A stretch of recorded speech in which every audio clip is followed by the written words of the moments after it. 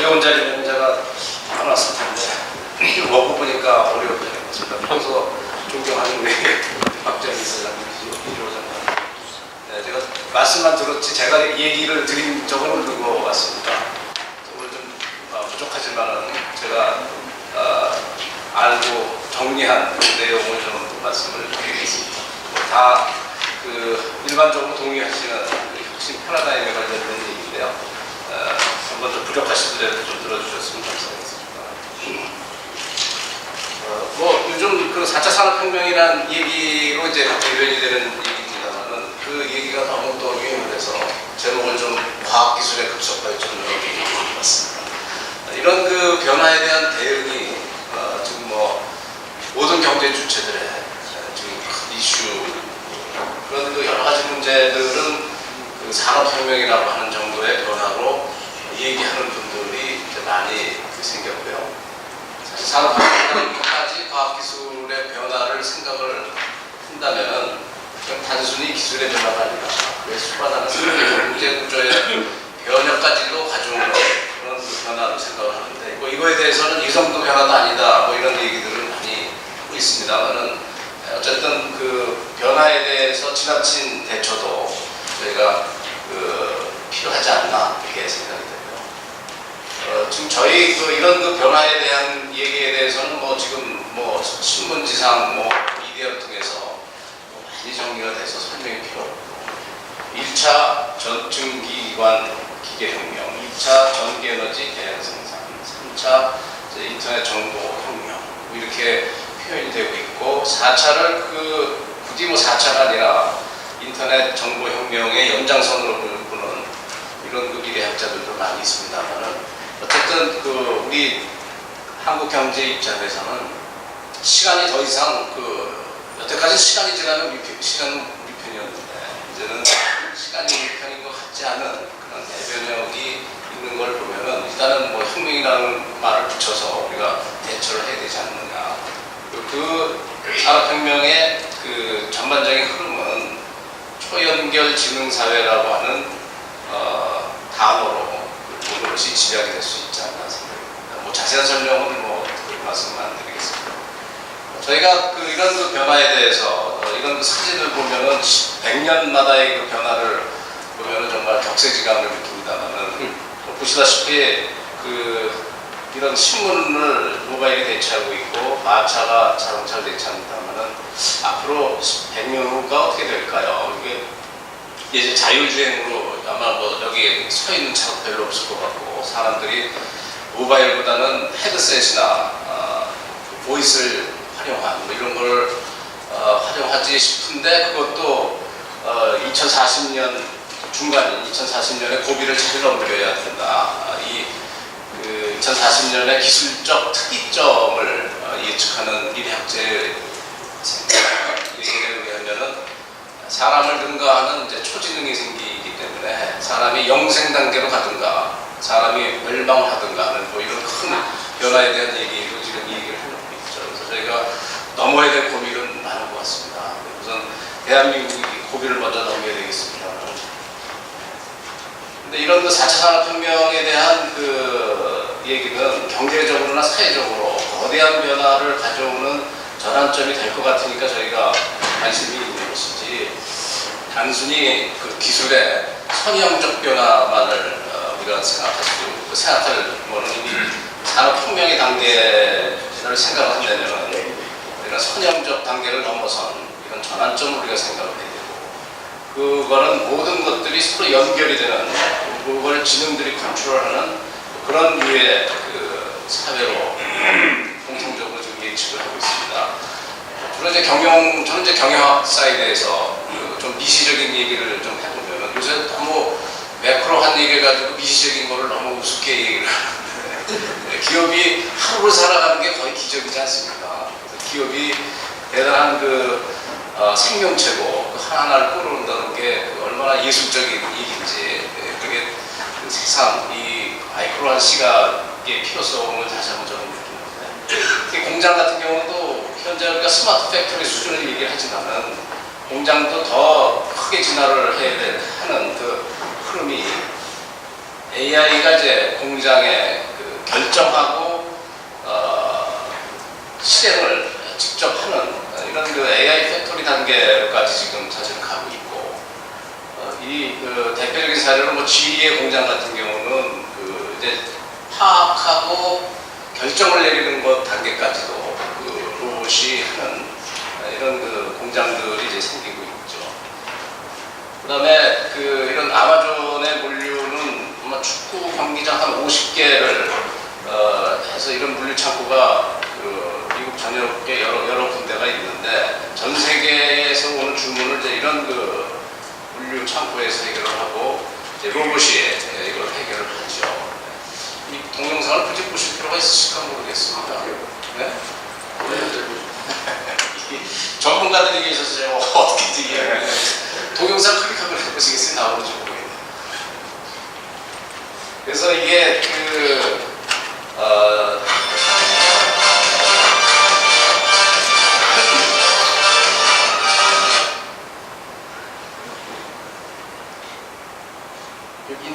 인터넷으로 아마 누르면 혹시 나올지 모르겠어요. 이게 인터넷 접속으로 나오는데 아래 부분에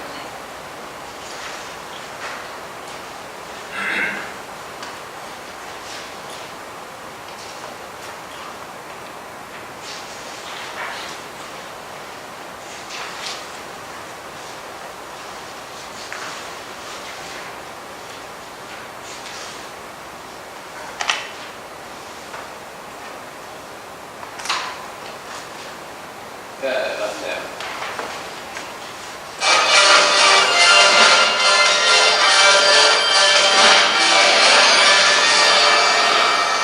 이제 키버라고 하는 이제 로봇이 이 물류창고, 아까 보신 거대한 물류창고를 관리해주는 At this fulfillment center in Tracy, California, more than 3,000 of them cruise the warehouse floor. 3,000개 되는 이 로봇이 Orders. 직원들을 대체하는 게 아니고 이상하죠.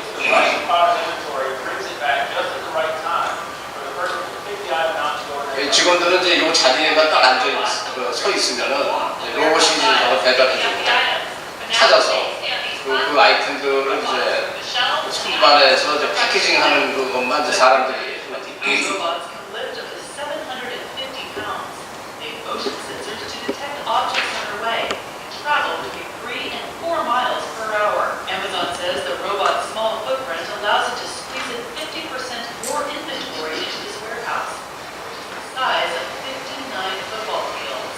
They've also improved efficiency by 20%, so it only takes 15 minutes to fill some orders instead of 90. On Cyber Monday last year, Amazon customers ordered 400 items every second. Amazon expects that number to be bigger this Cyber Monday. The process at an Amazon fulfillment center starts when products arrive by the truckload. The items are sent up to one of the 여기에다가 이제 the robots operate. 아마존은 이제 아마존 고라고 하는 또 저기 GS 같은 슈퍼마켓에서 운영하면서 완전 그 결제까지도 자동 결제 그런 것까지도 이제 생겨요. It doesn't matter if there are paper towels next to board games, as long as the robots know where to find it among the 21 million items. Then the robots wait to retrieve the item when someone places an order. From there, items are hand-picked and whisked away on miles of conveyor belts to be sorted, packed, and shipped. There's even a robot that folds the shipping boxes.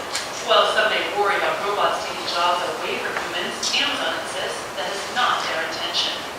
There's 4,000 people working in this building, even with all the automation that's in place here. That's because 여기 안에도 사람이 한 4,000명이 일을 하면 되니까 사실은 이 로봇이 없으면 할 수 없었던 일들을 이제 가능하면은 뭐 이런 논리겠지만은 일자리도 많이 없어지겠죠. In Tracy, California, part of Sugoi, CNET.com, or CBS News.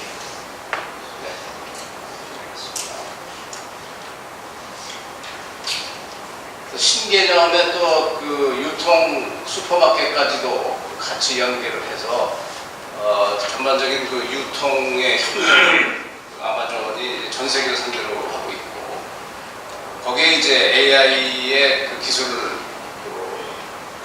이제 적용을 해서 그것도 이제 보이스로 그 아마존을 이용을 하게끔 하는 이런 그 전략을 피고 있는데, 그리고 뭐 아마존뿐만 아니라 지금 대표적인 그 회사들이 이제 이런 플랫폼을 놓고 경쟁을 하고 있죠. 4차 산업혁명의 특징은 뭐 많이 정리가 됐듯이 초연결, 사물, 동물, 사람이 언제나 소통할 수 있는 그 초연결.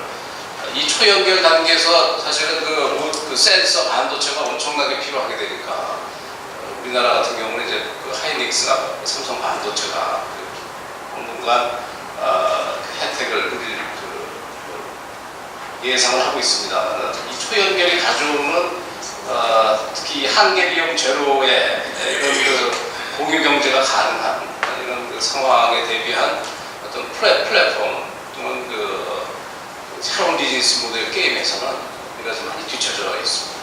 그다음에 이제 기계가 스스로 학습을 하는 이런 머신 러닝이 또 4차 산업혁명의 특징이고, 이 러닝의 핵심은 사실 데이터죠. 데이터가 있어야 러닝이니까 이 데이터의 문제가 4차 산업혁명을 줄이면은 데이터의 문제가 가장 그 중요한 핵심 단어고, 또 정책적으로도 이 데이터의 그 공유, 개방 이런 문제가 정책적으로 가장 중요한 문제가 되고 있습니다. 그다음에 이제 이런 한계 비용 제로로 인한 새로운 그 사업 모델들을 그 정책이 얼마나 뒷받침을 해주고 규제를 완화해주느냐 이런 이제 문제들을 우리가 생각할 수 있겠죠.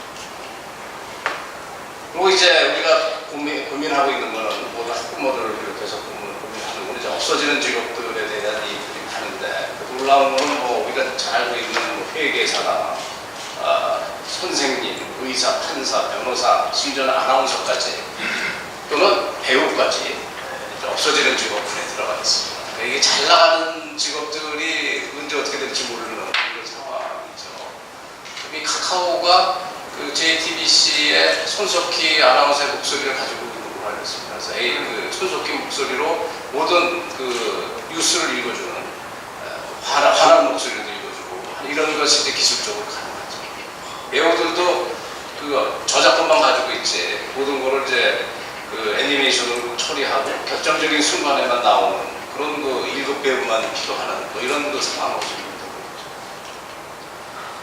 자, 그래서 이 그 오늘 주제는 그 일자리 창출의 그 원천이 어디냐, 이런 우리 고용부 장관을 지내신 박재민 선생님께 여쭤봐야 되는데, 그리고 또 교육부도 해당이 되네요. 그래서 이 두 분이 이 부분에 대한 중요한 그 정책의 열쇠를 가지고 계시리라고 생각이 됩니다만은,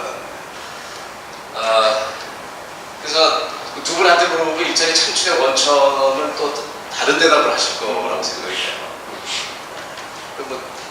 한 가지만 해결될 수 없는 문제 아니겠습니까?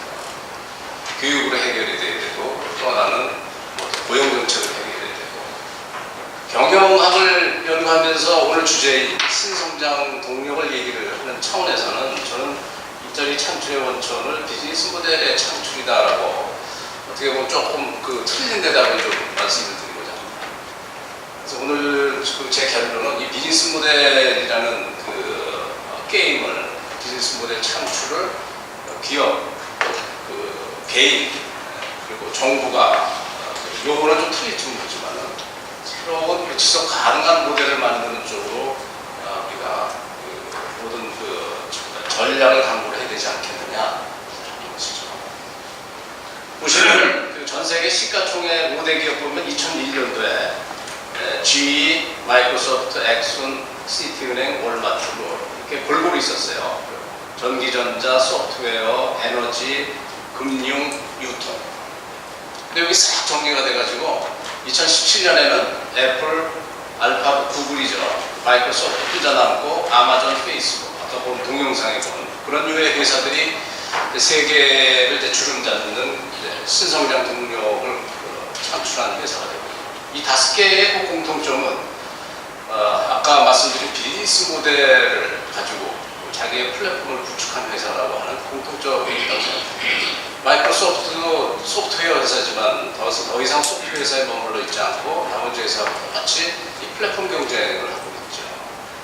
그래서 이 5개의 회사는 세계 최고의 기술 역량, 과학 기술 역량을 가지고 있는 이런 회사가 아니라 비즈니스 모델을 가지고 남들이 안 한 새로운 기회를 먼저 선점한 그 회사들이지, 결코 이런 그 에너지의 어떤 세계 최고의 역량, 전기전자 분야의 세계 최고의 기술, 이런 그 회사가 아니라는 얘기죠. 그래서 제가 말씀드렸듯이 이 비즈니스 모델 게임에서 승리한 회사들이 이제 경제를 이제 주름 잡고 일자리도 만들어내는 이런 그 형식인데, 우리나라의 그 현재 시가총액을 보면은 삼성전자가 300조가 넘는 단연 압도적인 기업 가치를 시가총액으로 보여주고 있으면서 이제 하이닉스, 반도체를 차지하는 비중이 엄청나게 큰 것이죠. 자동차, 그다음에 이제 공기업 2개 있죠. 전력과 철강. 그다음에 이제 가끔 이제 포스코를 앞서기도 합니다만은 네이버가 하나 다 들어와 있습니다. 이게 우리나라 경제로서는 얼마나 다행스러운 일인지 모르겠어요. 이게 이 네이버가 없었으면은 우리가 미래에 대한 어떤 그 기대치가 지금보다 훨씬 떨어지지 않아요. 이런 회사를 조금 더 소중히 다뤄야 되는데, 이게 똑같이 재고랑 똑같이 다룰 이런 계제가 아니다. 그래서 이런 회사들하고 그나마 비슷한 류의 비즈니스 모델 게임을 하는 이 회사가 우리나라도 하나쯤 가지고 있다. 이런 회사들을 어떻게 잘 관리할 것이냐에 대한 정책도 재벌 정책 못지않게 중요하지 않겠어요. 그래서 이제 이런 과학기술의 변화, 또 4차 산업혁명으로 표현되는 이런 변화에 대해서 결국은 우리가 먹고 살 수 있는 일자리를 만들어내는 신성장 동력을 만들어내야 되는데, 과연 이 신성장 동력을 어떤 식으로 창출을 해야 될지 말씀을 드리면은, 우리 과거같이 기술 추격의 형태, 지금 뭐 AI에서부터 로보틱스까지 새로 나오는 기술들을 열심히 R&D 연구 개발하고 국가의 예산을 쏘아서 과학 기술을 발전시켜야 된다, 쫓아가야 된다. 이 기술 추격 논리를 가지고는 신성장 동력을 못 만든다. 이렇게 말씀드린 거죠. 핵심은 기술을 쫓아가는 게 아니고 그 기술을 활용해서 어떻게 세상을 바꿀 것이냐. 그게 즉 비즈니스 모델을 만들어내는 거라고 저는 보고 있습니다. 기업은 아까 5대 기업, 세계 글로벌 5대 기업에서 보듯이 그런 비즈니스 모델 바꾸기에 경쟁이 지금 들어가 있고, 국가도 똑같다고 생각이 됩니다. 경제, 사회 문제를 이제 분리해서만 생각할 수 있는 게 아니고, 사회 문제를 해결하면서도 경제 문제도 동시에 경제적 가치도 만들어낼 수 있는 그런 융합의 단계에 들어가 있죠. 그래서 경제, 사회 문제를 해결하기 위한 모델, 저는 지금 그것까지도 이제 비즈니스 모델 개념으로 이제 포함했습니다. 그런 이제 모델링을 해야 된다. 이렇게 하고 그것이 이제 세상을 바꿀 것이다. 이런 것이죠. 근데 이런 세상을 바꾸는 얘기가 지금 이제 새로 이제 혁신이라는 얘기가 여태까지는 흔한 얘기가 됐는데 요새는 되게 귀한 얘기가 되어버렸어요.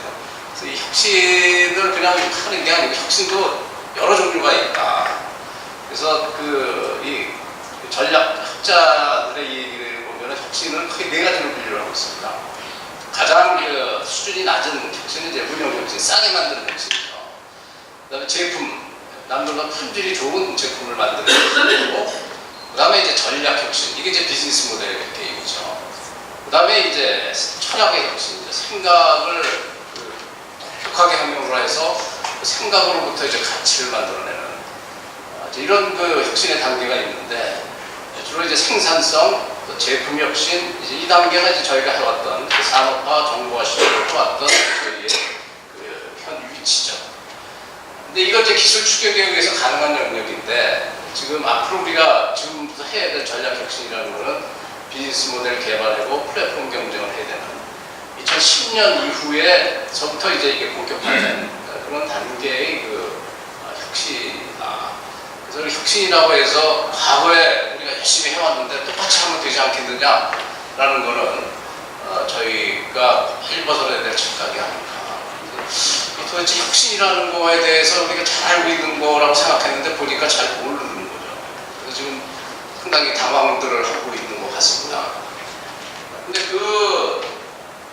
과거하고 다른 대표적인 개념이 혁신을 성공으로 이끌기 위한 그 전략이 과거에는 이제 추격자 전략이고 효율 추구의 전략이었죠.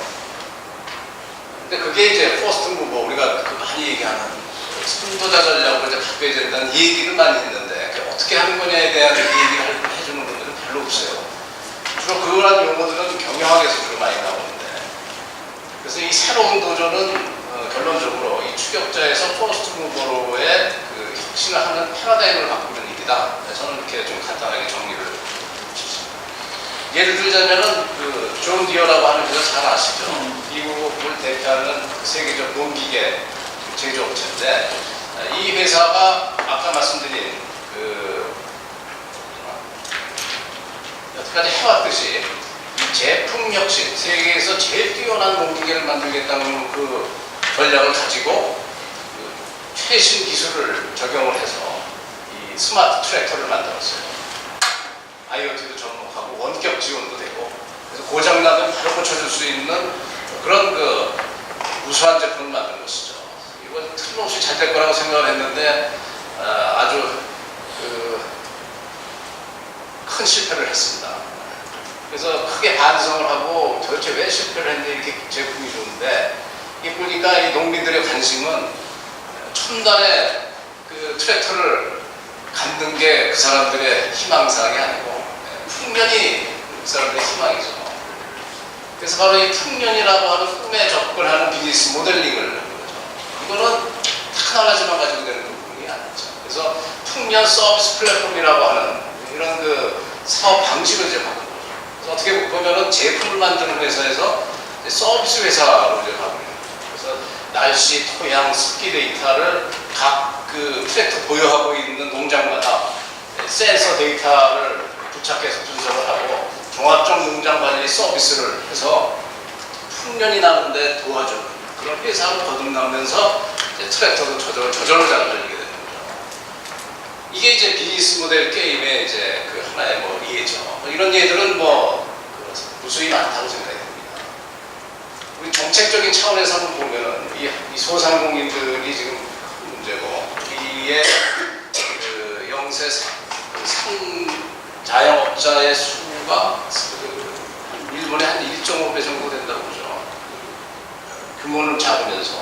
그래서 그 이전 투구의 골목 상권이 되버렸는데, 이제 이거를 어떻게 하면 생존을 시켜줄 건가 하는 이런 쪽으로 이제 생각을 한 거죠. 마치 그 정책도 제품 단품 팔듯이 금융을 지원해준다. 제대로 지원도 못할 수가 없죠.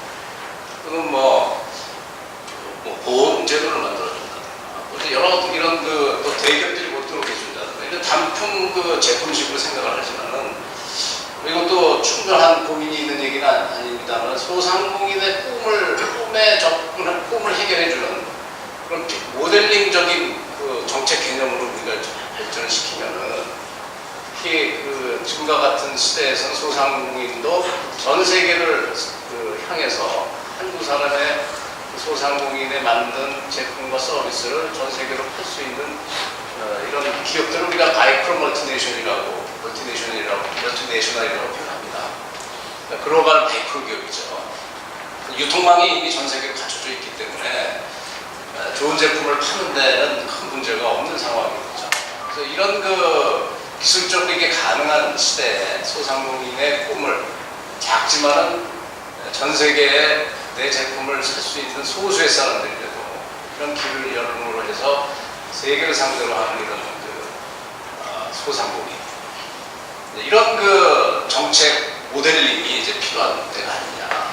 그래서 온라인 유통 플랫폼과의 동반 성장, 이제 이런 것들이 이제 정책적으로 나오는다면, 이걸 단품적인 제품 혁신 수준 이런 그 정책에 머물지 말고 꿈 자체의 그 정책도 도전을 하는 이런 그 모델링이 필요한 게 아니냐라고 좀 생각을 해봤고요. 그다음에 이제 결국은 이제 이런 산업혁명이라는 게 4차뿐만 아니라 1, 2, 3차의 공통점은 과학기술을 적용해서 생활을 편리하게 하는 이런 그 단선적인 생각만 가지고는 산업혁명의 비밀이 안 풀립니다. 결국은 놀라운 세상을 만들기를 지금 그 1차 산업혁명 이후로 저희가 300년 동안에 해왔던 일이거든요. 놀라운 세상을 만드는 일입니다. 원더랜드 만들기 게임이 산업혁명이 아니냐. 근데 이 원더랜드라는 거는 우리가 만져보지 못했던 그런 우수한 그 기술 성능, 생활의 편리성, 세탁기 같은 이런 부분을 많이 생각을 했는데 이 멋과젠이라고 하는 이런 그 소프트적인 것들에 대해서는 과소평가를 해왔습니다.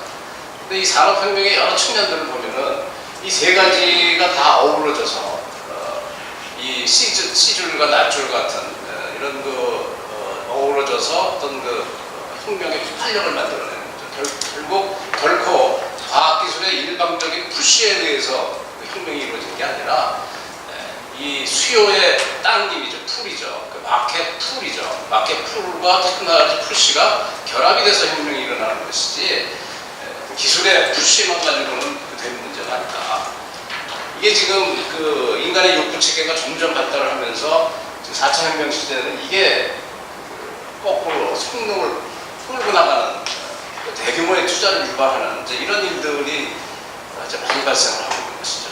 근데 1차 산업혁명 시절에도 보면은 이게 1700년대 18세기, 17세기, 18세기, 17세기네요. 2차 산업혁명 직물기 나왔을 때 이 직물기가 이런 옷감을 만들어서 이런 그 성능과 편리성을 줬다 이렇게 우리는 책에서 배우지만은 저희가 강구하고 있는 거는 이 사람들이 입고 있는 이 패션이 이 직물기를 거꾸로 수백 개의 그 직물 발굴을 일으키는 그런 투자와 사회적 관심을 일으키는 것이죠. 바로 그 100년 전에 그 1600년대에 세계 최초로 쇼 윈도우가 런던의 명동거리죠. 그 런던 스트리트에 이 쇼 윈도우가 처음 나왔대요. 역사적으로 나왔어요. 여기에 전시된 게 이제 바로 이 옥양목이죠. 칼리코라고 하는 옥양목이 인도에 수입이 돼서 수입품이 나와서 난리가 난 거죠. 이렇게 기구인들이.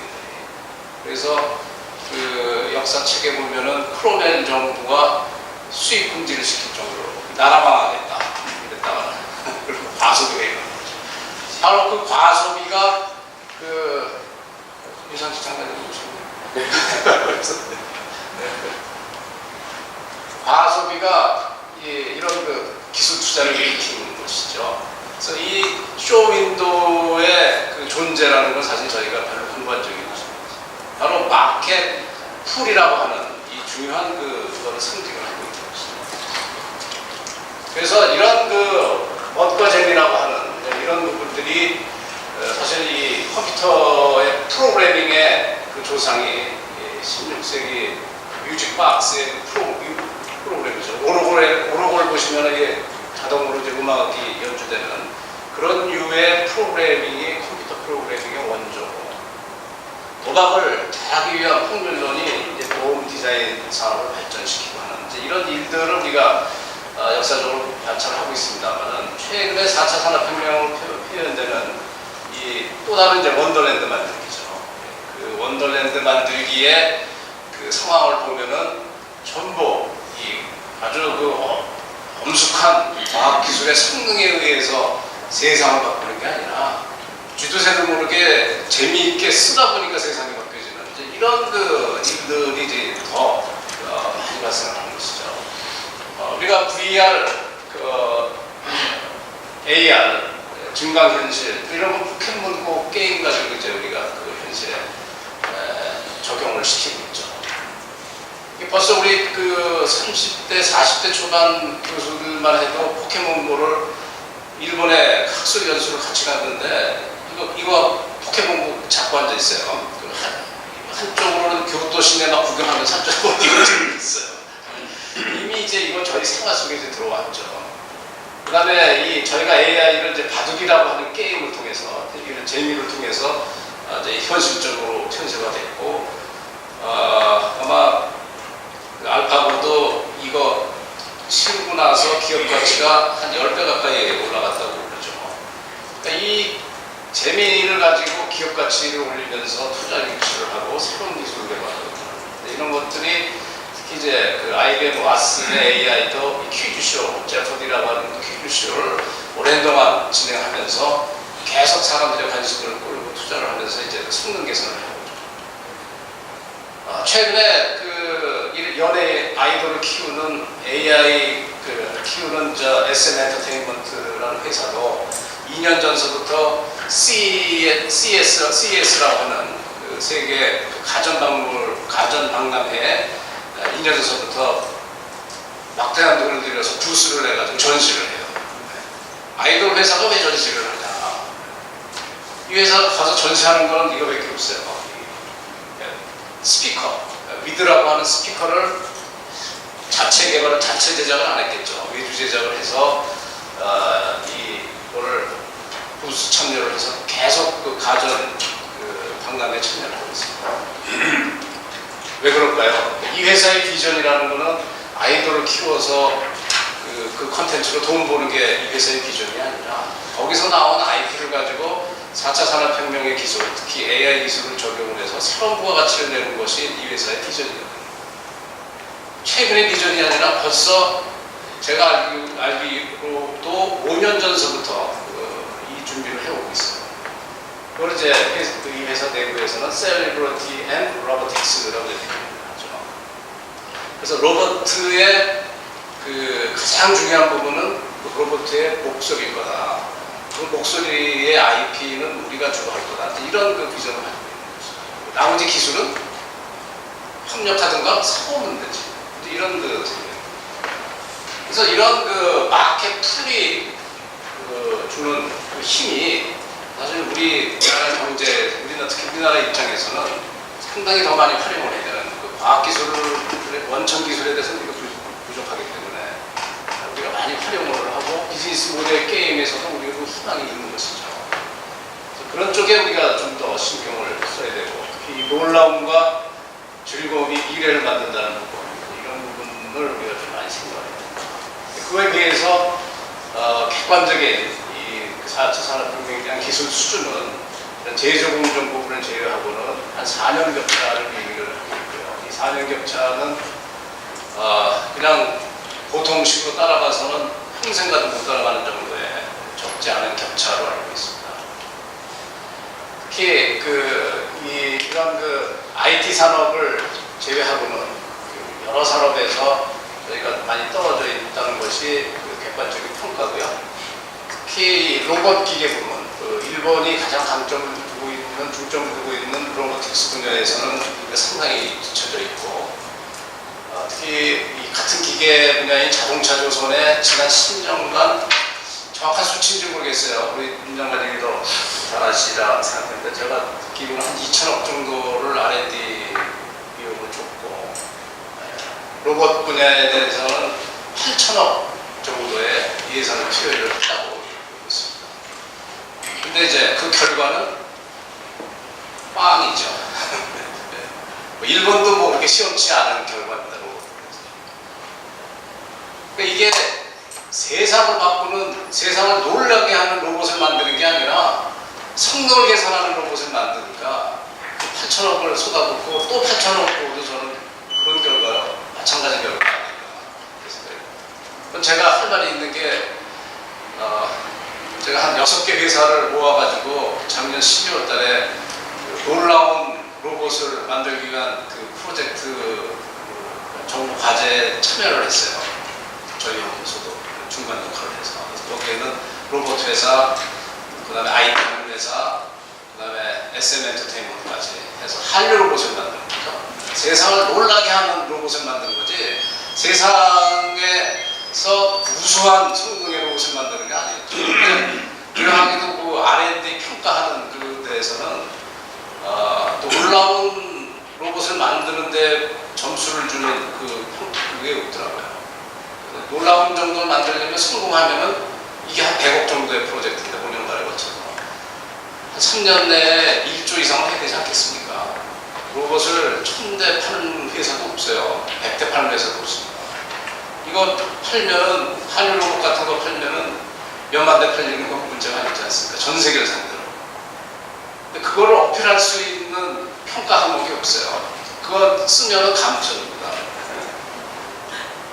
100억을 투입했는데 어떻게 1조를 만들었냐, 니네 사기치냐 이거죠. 거기에 관례가 한 100억 하면은 한 150억 정도의 성과를 내면은 야, 이거 좋은 프로젝트야. 이 정도라는 거죠. 그래서 저희가 크게 양보를 해서 한 200억, 250억 정도의 성과를 이제 썼어요. 사실 성공하면은 2조고 실패하면은 200억도 못하는 거죠.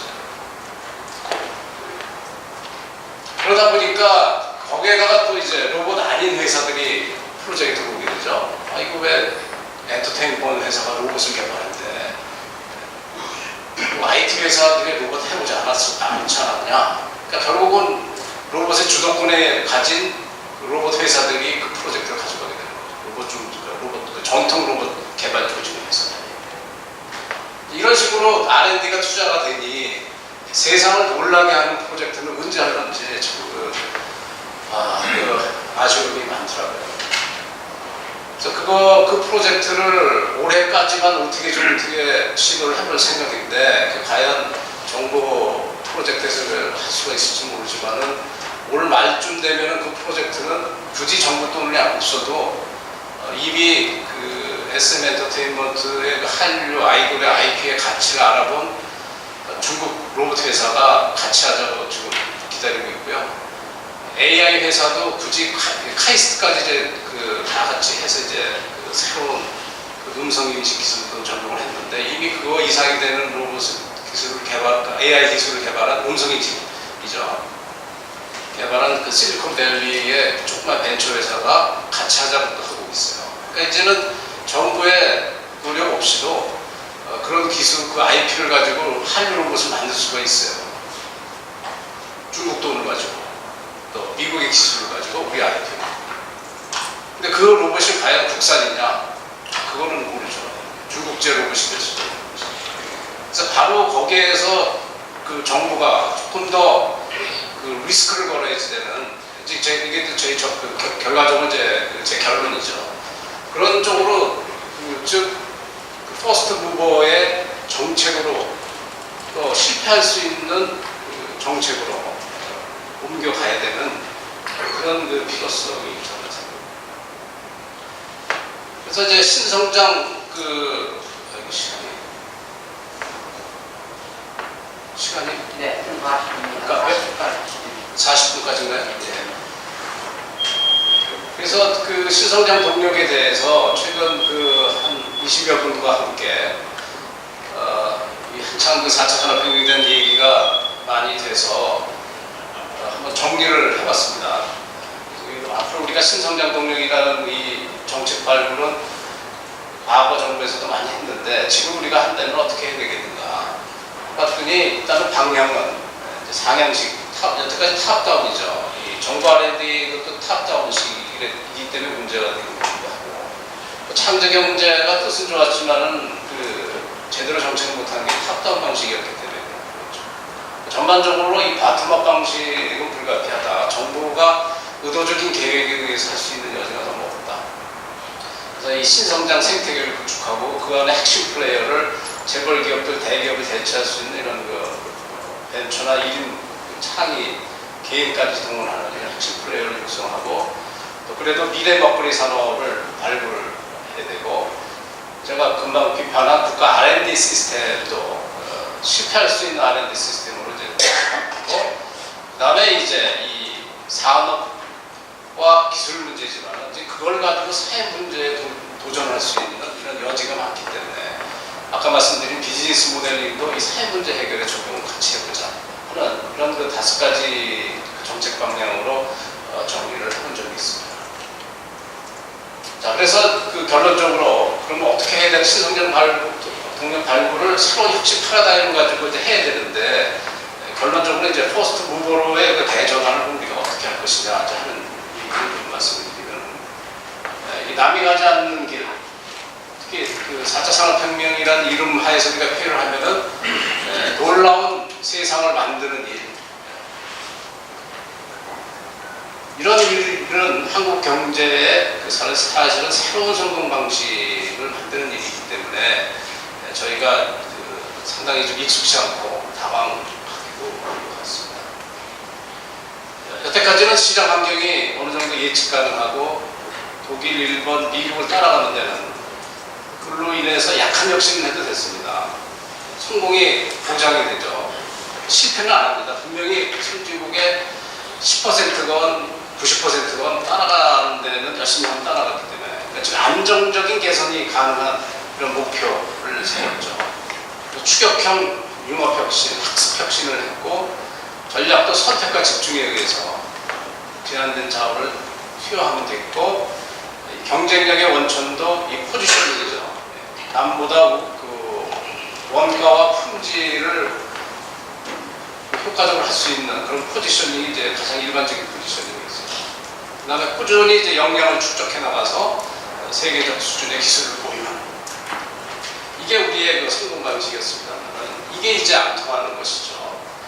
즉, 이 세상을 놀라게 하는 이런 혁신을 하게 되려면은 극한적 불확실성에 도전을 해야 되죠.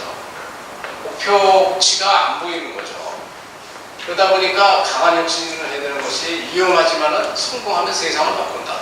이런 쪽에 이제 도전을 하게 되고 이 혁신도 분명한 목표치가 있는 게 아니라 물리학에서 표현하는 이머징이죠. 이 혁신의 그 성공의 기회도 내가 마음대로 컨트롤할 수 있는 게 아니라 이 창발하는 이런 기회죠. 일단 창발하는 기회를 잡아내는 그런 그 혁신을 해야 되고 그러다 보니까 이 선택과 집중이 안 되는 겁니다. 그러니까 모든 정책이 당황하고 있는 것이죠. 이 선택과 집중을 뭘 해야 되냐? 생존과 반복을 하는 거죠. 즉 실험을 할 수밖에 없습니다. 그래야 이제 기회 획득이 되야 되는 거죠. 그래서 일단 살아남고 계속적인 실험을 해야 된다. 그게 바로 이제 추격자에서 선도자로의 그 방식이죠. 근데 이런 그 얘기는 저만의 얘기가 아니라 어디 그 자료를 보니까 한국정책학회에서도 같은 얘기를 하시더라고요. 효율경제에서 이제 창조적으로 열심히 해서 창조적으로 대기업 중심에서 생생생태계 원가 중심에서 이제 가치를 만드는 거죠. 이런 가치라는 거는 뭐 느끼게 달려 있는 거죠. 아까 그 철학혁신 단계까지 얘기를 했습니다만은 요새 얘기하는 그 비트코인 있지 않습니까? 도대체 돈이라는 거는 믿을 만한 나라가 찍어내야 되는 건데 듣도 보도 못한 사람들이 수학 공식 만들어서 비트코인을 만들어요. 저도 그걸 조금 사봤는데 말이 안 돼서 다시 물렀어요. 물렀더니 5배가 올라갔어요. 도대체 돈이라는 걸 어떻게 생각했길래? 그러니까 돈이라는 생각 자체를 바꾼 어떻게 보면 철학혁신이죠. 이게 무슨 그 실생활하고 전혀 관계없는 일이 이제 먹힌단 말이에요. 그러니까 어떻게 보면 그게 철학혁신의 생각혁신의 하나의 촉보 얘기가 아닌가. 가치 중심 전략에다가 이제는 실패가 혁신의 바탕이 되기 때문에 이 실패를 어떻게 우리가 개념 정의를 하고 활용할 것인가가 개인도, 기업도, 정부 정책도 너무 중요하게 생각했습니다. 거기에 저는 그 저희의 그 정책 전환, 전략 전환에 중요한 포인트가 있잖아요. 실패할 수 있는 나, 실패할 수 있는 우리 자식, 실패할 수 있는 정책 이게 돼야 되고 그 속에서 이제 실험이 이루어지고 그 안에서 이제 새로운 기회가 생기는 거죠. 그래서 제가 오늘 그 시원치 않은 책입니다만은 저 정리를 그 이제 포스트 모더라는 책을 일례로 이제 실리콘밸리 가면 이제 그런 사례가 이제 너무 많지만은 우리나라에서 방금 사례했던 SM이나 네이버나 아이디스라고 하는 그 디지털 비디오 레코딩 하는 회사, 마이론레드 같이 신약에 도전을 하는 회사, 뭐 이런 회사들이 다 이런 포스트 모버 전략들을 하고 있습니다.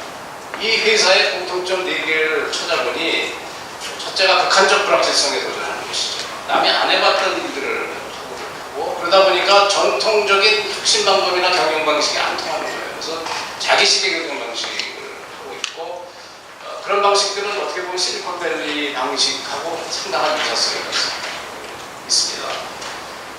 그 다음에 이제 중요한 특징은 우리가 그렇게 무서워하는, 특히 우리 학부모들이 무서워하는 실패.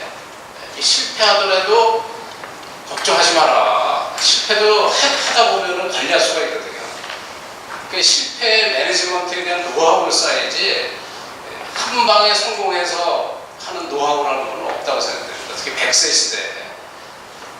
그리고 실제로 이 사례를 봤더니 실패하더라도 성과와 경험이 축적되어 국가적으로 더 잘 확산이 된다. 우리가 그 지금 아마존이나 페이스북이나 이런 구글이나 회사에 기가 두고 있습니다만은 한 20년 전, 15년 전만 해도 그 회사를 이렇게 반아래로 본 적이 있었어요. 사이버드는 페이스북과 원조고 페이스북이 사이버드를 많이 배웠어요. 그리고 사이버드가 실리콘밸리에 진출하면서 우리는 구글 못지않은 회사가 되겠다고 컨셉을 막 찍고 나왔어요. 세계 최초로 공짜 인터넷 전화 만든 거는 다이얼패드 우리나라 회사잖아요. 근데 그 다이얼패드서부터 그 회사는 사실 제가 개인적으로 실리콘밸리 있을 때서부터 성공하지 않을 때까지 개인적으로 아주 가까이 지낸 후배들이라서 그 스토리를 너무 잘 알고 있고, 최근에는 그 창업자하고 이제 놀고 있죠, 지금. 지난 일을 회고를 하면서 그런 적이 있는데, 제일 후회하는 게 뭔지 아세요? 거기 그 창업자는 그런 그 세계적인 다이얼패드라는 그 비즈니스 모델이죠. 플랫폼이죠. 정말 15년 전에, 10여 년 전에 벌써 그런 그 앞서가는 퍼스트 무버 게임을 한 친구죠. 그렇게 할 수 있었던 이유는 외국에서 자랐어요. 그 친구 보면 멀쩡히 속은 한국에 갔지만은 속은 전부 오렌지거든요. 아버지가 그 외교관 생활을 하셔서 대학만 서울대 나오고 카이스트 나왔죠. 전부 외국에서 공부를 했어요.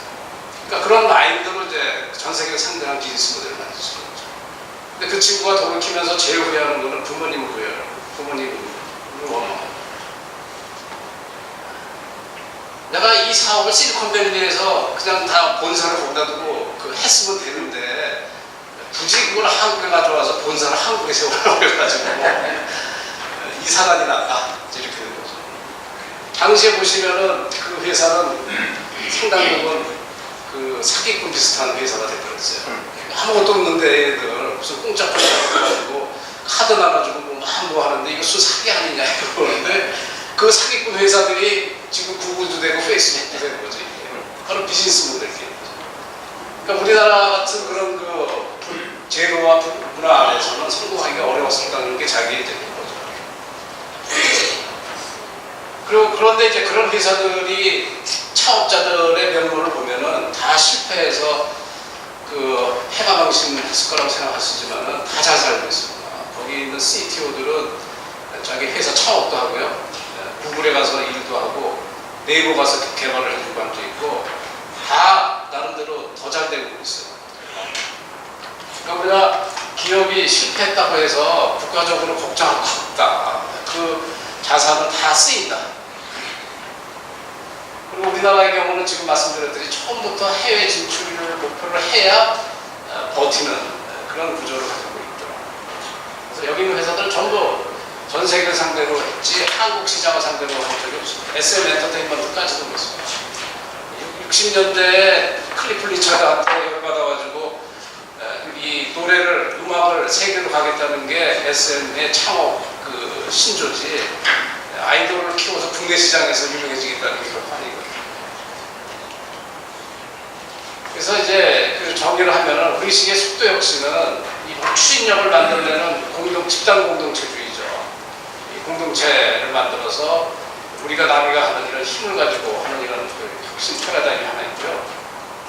이 추격형 융합 혁신이죠. 목표를 정하고 1메가 디램에서 4메가, 4메가에서 8메가 이런 목표가 분명히 보이지 않습니까? 추격형이죠.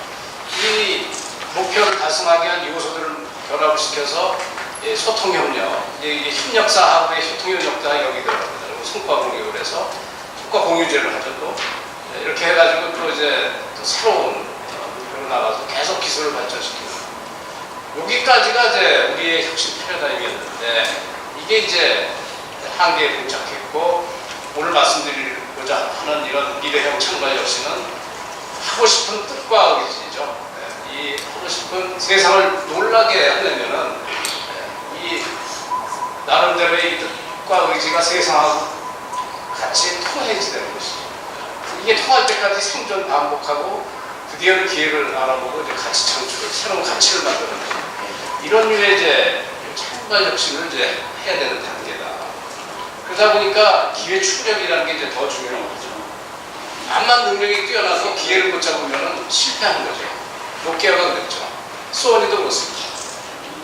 그래서 우리가 정책을 보면은 1, 2, 3차 경제개발계획 이거는 지금 할 수가 없는 목표를 세울 수가 없습니다. 뭘 할 수 있느냐? 비전을 제시하고 실험을 할 수가 없습니다. 그러다 보니까 이제는 1차 경제비전, 2차 경제비전 이런 용어로 우리가 얘기가 되겠지. 그래서 우리가 비전을 해서 해봤는데 이게 실험을 해봤는데 뭐는 잘 됐더라. 뜻하지 않게 하느님이 도우셔서 잘 됐더라. 뭐 이런 식의 얘기가 되지. 목표 설정을 해서 흔치에 오차도 없이 아픈다. 이 얘기를 이제 할 수가 없는 단계가 됩니다. 그래서 이 추격형 융합 혁신, 이 한계 봉착한 목표 설정하고 필요 요소를 찾아서 결합시키고 소통 협력해서 성과 달성하는 이런 류의 혁신을 완성한 게 사실 삼성식 경영입니다. 삼성회의를 보면은 그 원대한 비전을 제시를 하죠. 주로 이제 이병철 이건희 회장님이 하십니다. 그래서 기회를 선점해서 공격적 투자를 하고 위기의식 고취를 시켜서 필요한 핵심 인재를 확보하고 파격적 인센티브를 하고 조직 안에서도 경쟁과 협력을 같이 시켜서 비전을 성취하고 또 다른 이제 비전을 제시하는 이게 삼성회의의 정리된 일이거든요. 학자들이 요거를 다시 보면은 원대한 비전 기회선 여기까지가 문제 정의와 목표 설정이고요. 소통과 협력이 이제 그 조직 간 필요 요소의 발견과 결합 이게 이제 핵심 인재를 확보해서 인센티브를 제공하고 소통과 협력을 하는 게 이제 경쟁과 협력을 시키는 거고 성과 달성의 동료 이 단계를 삼성식으로 푼 거거든요. 그래서 결과적으로 삼성회의도 이 추격형 융합혁신의 아주 그 모델 케이스고 한국형 경영의 가장 발전된 이런 현재 상황에서 가장 발전된 그리고 이미 하버드 비즈니스 사례도 올라와 있고 그래서 이 큰 규모이지만 스피드도 가지고 있을 수 있고 다각화됐지만 전문화돼 있고 일본식인 것 같지만 미국식의 장점이 있고 이런 그 패러독스 경영이 가능했었던 것이고 그 이유는 융합혁신을 성공을 시켰기 때문에 그렇습니다. 근데 이 방식이 앞으로도 계속 쓰인다. 반도체에서는 어떻게 될지 모르겠습니다만 이 비즈니스 모델 게임에서는 이 방식은 한다고 저는 봅니다. 네이버도 이 방식을 쓰지는 않습니다. 그럼 어떻게 해야 되느냐? 퍼스트 무버의 전략 패러다임은 일단은 그 삶의 의도를 바꿔야 됩니다. 전략도 의도가 있거든요. 그걸 이제 전략 의도라고 합니다. 스트래티직 인텐션이라고 표현합니다. 선발주의로 바꿔야 됩니다. 여태까지는 이 인텐션이 추격주의였거든요. 잘하는 놈 하나 골라서 죽어라고 따라가자 이거거든요. 근데 이제는 세상을 놀라게 하자는 남이 안 하는 걸 하자. 그렇다고 뭐 거창한 걸 하는 게 아니라 내가 하고 싶은 걸 작은 거라도 이게 선발주의고 이 전략의 컨텐츠죠. 전략의 내용 프레임도 이제 기회 추구로 가야 된다. 꾸준히 역량을 쌓다 보면 좋은 날이 있겠지. 좋은 날이 안 나옵니다. 기회 추구고 혁신도 이제 창발하고 운을 개입을 해야 되고 운이 개입이 되다 보니까 실패할 수밖에 없어요. 실패도 재산인 것이죠. 그래서 이 리더십과 조직 문화가 폐쇄에서 효율이 아니라 개방과 실패 허용으로 총체적으로 이제 바뀌게 되는 거죠. 이게 집에서부터 바뀌게 되는 거 아니겠어요? 못 나가게 하고 한 채 오차도 없이 1분의 낭비도 없이 열심히 공부하자. 이게 되니 가정에서부터 바뀌게 되는 거고 그리고 이 경쟁우위도 지속적 경쟁력이라는 건 없다는 게 사실은 경영학계의 최근 연구 결과입니다. 서스테너빌리티라는 건 없다. 템포러리 하는 것이죠. 그러다 보니까 지속적으로 새로운 거에 도전을 해야 되는 그런 피곤한 인생이 이 포스트 무버의 인생이고 저희 경제 단계도 그런 피곤한 단계인 것 같다. 이렇게 되죠. 그래서 이 말씀드린 이 전략 패러다임이 개인 수준에 보면은 세상에 없는 거에 도전을 하는 이런 일들을 해야 되죠. 저도 개인적으로는 이게 이렇게 주장하는 이 대가를 치르는 게 저희 아들 녀석도 이 월급쟁이를 안 하고 세상을 놀라는 일을 한다고. 그 친구는 그 고등학교에서부터 이 패션 디자이너가 되겠다고 그래가지고 말리다 이제 선발. 그래서 34살이 돼가지고 지금 아들인데 장가 안 가고 이제 드디어 이제 스몰 컬렉션에 10월달에 올라가고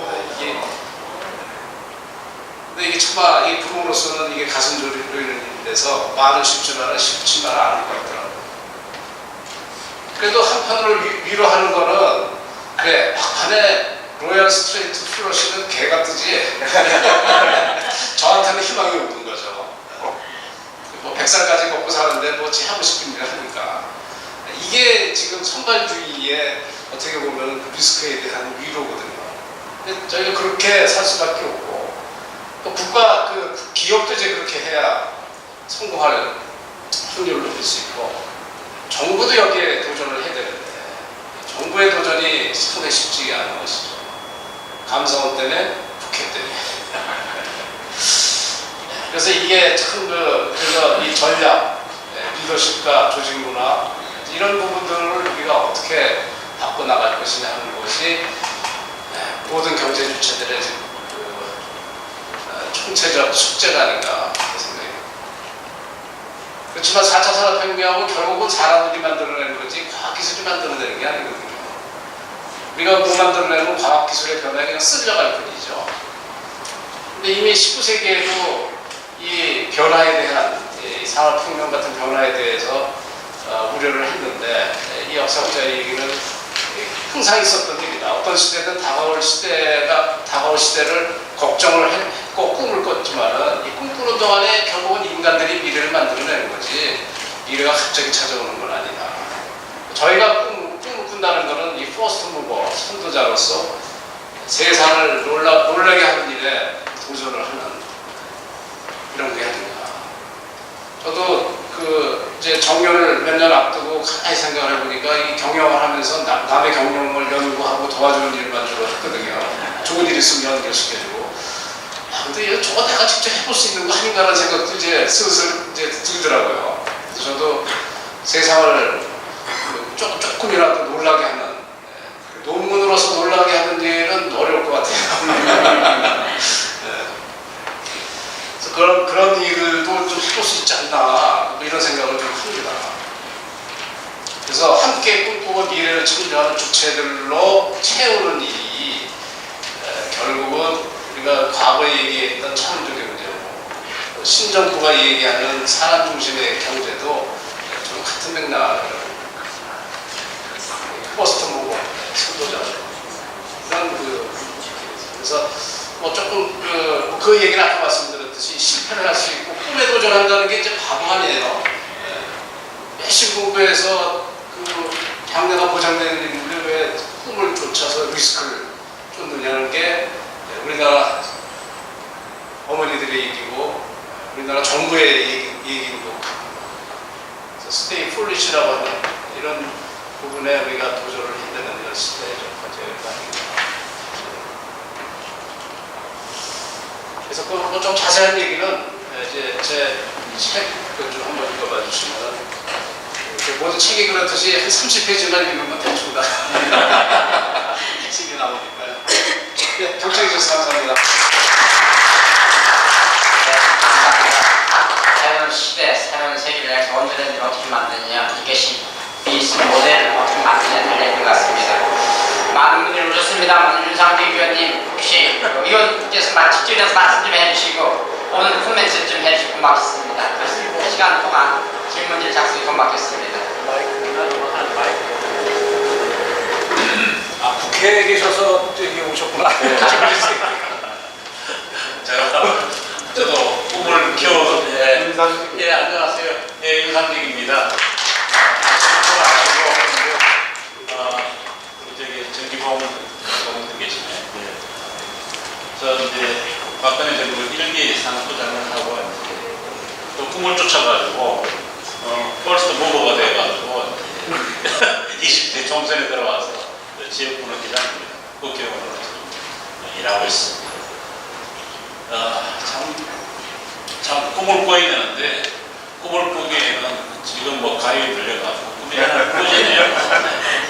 정말 답답하고 이렇게 돼서는 뭐 꿈을 꾸기보다는 지금 당장 발등에 떨어진 불거기도 급한 것 같습니다. 불이 계속 발등에 떨어져가지고 이제는 뭐 기업들이 그렇잖아요. 지금 뭐 비정규직 정규직 이렇게 하시기자 최고임금 또 그다음에 뭐 근로시간 그다음에 뭐 규제 풀풀한 생각도 안 하고 또 뭐가 있나 그다음에 뭐 산업용 전기요금도 가만히 올리겠다고 그러고 지금 그래서 지금 급한 거는 지금 그 혁신 경제가 급한 게 아니라 효율 경제를 대사님부터 지금 급하지 않을까. 그게 죽으면은 어떻게 보면은 그 혁신 경제도 살 수가 없고 기본이 있다는 게 있거든요. 그래서 우리 그 이상훈 교수님은 옛날부터 정말 잘 알고 또 대구에서도 여기까지 또 원정 오셨네요. 앞으로 많은 분들께서 같이 걱정을 해주셔야지 우리 경제가 그나마도 저는 위기라 생각합니다. 정말 위기를 극복할 수 있지 않을까 생각을 지금 합니다. 지금 북핵 미사일도 우리 산업 경제에 어떤 영향을 미쳐갈 수 없는 그런 사안입니다. 그래서 오늘 감사합니다. 저는 국회의원들은 원래 듣고 반성하고 그 다음에 조금 움직이고 그런 것 같습니다. 감사합니다. 오늘 퍼스트 무브가 되는 길 관련돼서 본인 생각, 의견이 계시면 한번 말씀 좀 해주시죠. 모두가 공감하는 분입니다. 그래서 그거에 따라가기 상당히 힘들 것 같다. 그래서 지금 제목대로 퍼스트 무브가 되게 힘든데 그걸 요구하니까 부담스러운 것 같습니다. 질문이 좀 없는 것 같습니다. 네, 그러면 이장훈 교수님 강의 여기서 마치고 박정희 선생님 맨 말씀으로 끝내겠습니다. 네, 감사합니다.